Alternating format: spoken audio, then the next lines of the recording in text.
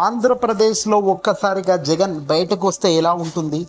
జగన్ బయటికి రావడం లేదు, ప్రజలను కలవడం లేదు అంటూ నానా రచ్చ చేసిన ప్రతిపక్షాల గుండెలకు నిజంగా జగన్ బస్సు యాత్రతో నిజంగా పొక్కలు పడ్డాయని తెలుస్తుంది. గుండె చీలిస్తూ ప్రతిపక్షాలకు నిద్ర లేకుండా చేసిన వ్యక్తి ఎవరైనా ఉన్నారంటే సీఎం జగన్మోహన్ రెడ్డి గారు.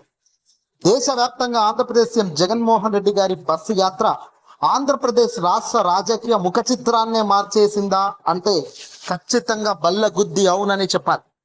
జగన్ బస్సు యాత్ర ఎప్పుడైతే ప్రారంభమైందో పార్టీలందరూ ఫోకస్ మారింది. ప్రతిపక్ష కూటమిలు పటాపంచలయ్యాయి. తెలుగుదేశం పార్టీకి సంబంధించిన నేతలు కానీ, జనసేన క్యాడర్కు సంబంధించిన గతంలో ఉన్న నేతలు అందరూ కూడా ఒక్క తాటిపైకి వచ్చి జగన్ వద్దకు వచ్చి జైకొట్టడం ప్రారంభించారు. 20 రోజుల బస్సు యాత్రలో పెద్ద ఎత్తున వైసీపీలోకి చేరికలు జరిగాయి అంటేనే ఇందుకు గల కారణాలు ఒక్కసారి బేరేజీ వేసుకోక తప్పని పరిస్థితి. వైసీపీ కండువాలు కప్పుకున్న వారిలో 221 మంది రాష్ట్రం సంబంధించిన రాష్ట్ర స్థాయి నేతలు. ఇక రాష్ట్ర స్థాయి నేతలే 2 లక్షల చిల్లర ఉంటే, ఈ రాష్ట్ర స్థాయి నేతలతో పాటు ఏకంగా వైఎస్ఆర్సీపీ పార్టీలోకి చేరిన 1,05,000 మంది కార్యకర్తలు కూడా ఉండడం గమనార్హం. ఇతర పార్టీకి జై కొడుతున్న కార్యకర్తలు కానీ మన వైసీపీలో ఉండి జగన్కు జై కొట్టే వాళ్ళ సంఖ్యను అమాంతం పెంచే కార్యక్రమంలో ఏకంగా 1,05,000 మంది కార్యకర్తలు బ్యాక్గ్రౌండ్లో వైసీపీ కండువాలు కప్పుకున్నారు. కేవలం జగన్ బస్ యాత్ర ప్రారంభమైన ఈ 20 రోజుల వ్యవధిలో జరిగిన ఊహించని మార్పులు ఇవి. ఇక భారీగా రాయలసీమ, ఉత్తరాంధ్ర నుంచి కూడా అత్యధికంగా జగన్ వద్దకు చేరికలు జరిగాయి. చేరిన వారిలో ఎక్కువగా 2019లో తెలుగుదేశం పార్టీ, జనసేన నుంచి పోటీ చేసిన నేతలే ప్రస్తుతం జగన్మోహన్ రెడ్డి గారికి వచ్చి జై కొట్టడం చూస్తున్నాం. ఎందుకంటే 2019లో టీడీపీలో ఉన్న వాళ్ళు, 2019లో ఈ జనసేన పవన్ కు జై కొట్టిన వాళ్ళందరూ కూడా భారీగా జగన్ వద్దకు వచ్చేసారు. జగన్ చెంత చేరడం జరిగింది వీళ్ళంతా కూడా, ఈ బ్యాచ్ అంతా కూడా. దీంతో ఒక్కసారిగా జగన్ బస్సు యాత్ర దేశం మొత్తం చూసేలా అయింది.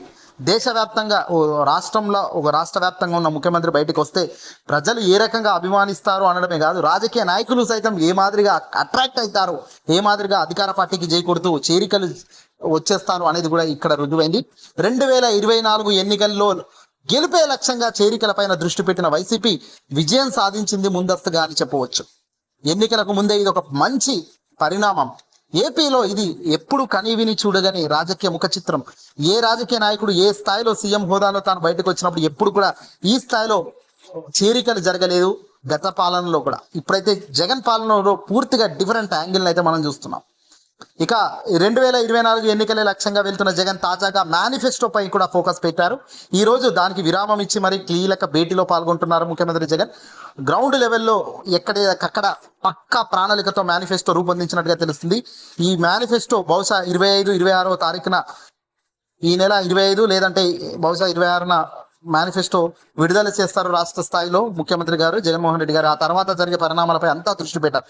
ఇప్పటికైతే ఇంతమంది చేరికలు అంటే ఇది మామూలు విషయం కాదు. నిజంగా ఇది దేశంలోనే ఏ ఇతర రాజకీయ పార్టీకి ఈ స్థాయిలో చేరికలు రాలేదని మాత్రం విశ్లేషకులు చెప్తున్నారు.